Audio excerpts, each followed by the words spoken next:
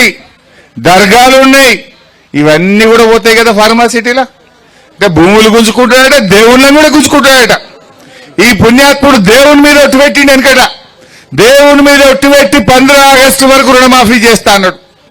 Medak church మీద ఒట్టు పెట్టిండు, ఏడుపాయల అమ్మవారి మీద ఒట్టు పెట్టిండు, రాముల వారి మీద పెట్టిండు, యాదాద్రి లక్ష్మీ నరసింహ స్వామి మీద ఒట్టు పెట్టిండు.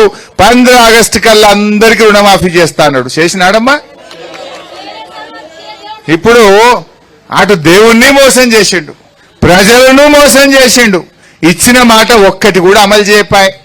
అక్క చెల్లెళ్లకు నెలకు 2500 ఇస్తా అన్నాడు, అవి వడకపాయ్. ముసలోళ్లకు 4000 పింఛన్ ఇస్తా అన్నాడు, అది వడకపాయ్.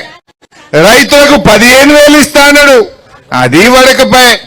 100 రోజులు అన్నాడు, 300 రోజులు నిండినా. ఇప్పటికీ 300 నిండినా రేవంత్ రెడ్డి ఆయన కడుపు నిండే చూసుకుంటుండే తప్ప రైతుల కడుపు ఆలోచిస్తలేడు, పేదోళ్ల కడుపు గురించి ఆయన ఆలోచన చేస్తలేడు. ఈరోజు మనం ఆలోచన చేయాలి.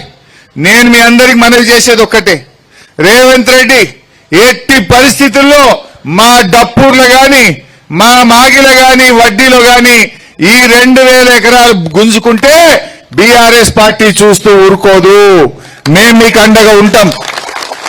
ఎవరు వస్తాడో రమ్మన్, జేసీబీ వస్తుందా, ప్రొక్లైన్ వస్తే మాణిక్రావు గారు నేను ఇద్దరు అడ్డం నిలబడతాం. మా మీదికి వెళ్ళిపోవాలి తప్ప మీ భూముల దగ్గరికి ఎవరిని రానిచ్చే ప్రశ్నే లేదు.